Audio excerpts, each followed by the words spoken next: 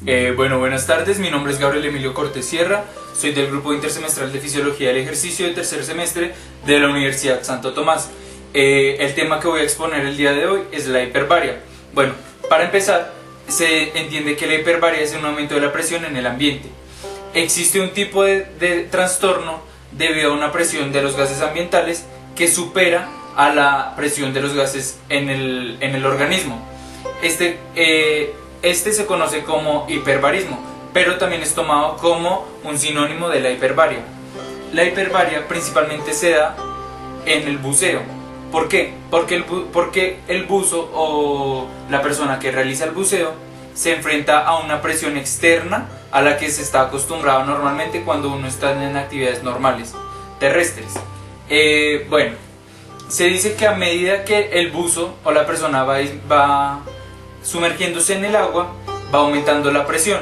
Entonces, ¿esto se debe a qué? A que el agua es un elemento incompresible, lo que genera que el agua ejerza presión sobre las cavidades, principalmente la cavidad torácica, debido a que allí se encuentran los pulmones y los pulmones guardan gases, y los gases sí son compresibles. Entonces, esto quiere decir que cuando el cuerpo se empieza a sumergir, empieza a generarse este tipo de presiones que estaba mencionando sobre él.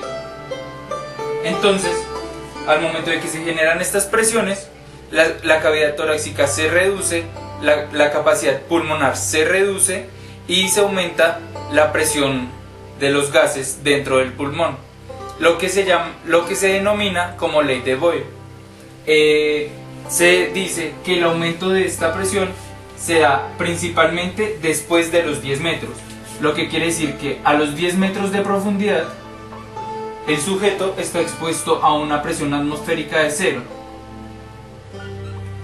pero después de los 12 metros se encuentra expuesto a una presión de más o menos 1,2 atmósferas. ¿Sí? Lo que significa que a medida que va descendiendo la presión atmosférica va a aumentar.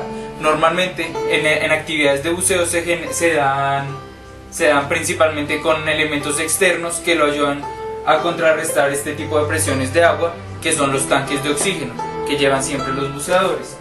Entonces se dice que hay un tipo de trastornos que se dan al momento del buceo, tales como la narcosis por nitrógeno, que es también conocida como borrachera por nitrógeno, lo que genera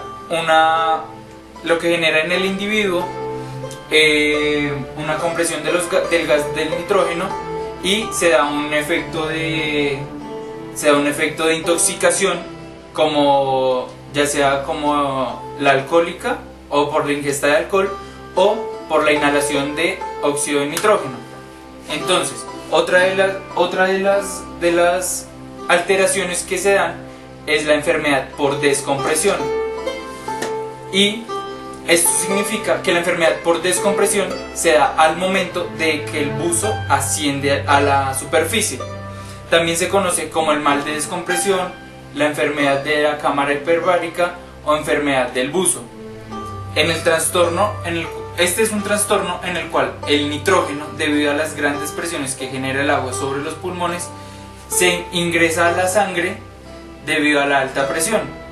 Entonces, esto forma unas burbujas de presión. Esto forma unas burbujas cuando la presión disminuye, lo que genera que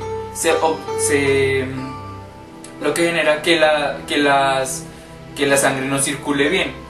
Esto normalmente los síntomas normales de estas se incluyen la fatiga, el dolor en los músculos y el dolor en las articulaciones. Bueno, para esto se da también un tipo de prevención para que el buzo tenga en cuenta. Principalmente depende del lugar en que lo realice, de las condiciones y del equipo de trabajo que maneje. Entonces, lo que se recomienda principalmente es que se realice primero una revisión de los equipos,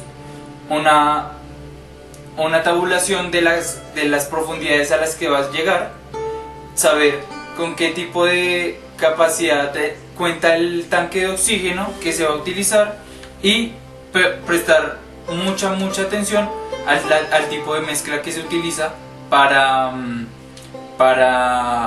qué? Para suministrar el oxígeno, debido a que no simplemente en el tanque de oxígeno no va a haber solo oxígeno, va a haber otro tipo de elementos como el helio que tienen que tener en cuenta para que las cargas sean niveladas. Principalmente esto es el tema de hiperbaria. Muchas gracias por su atención.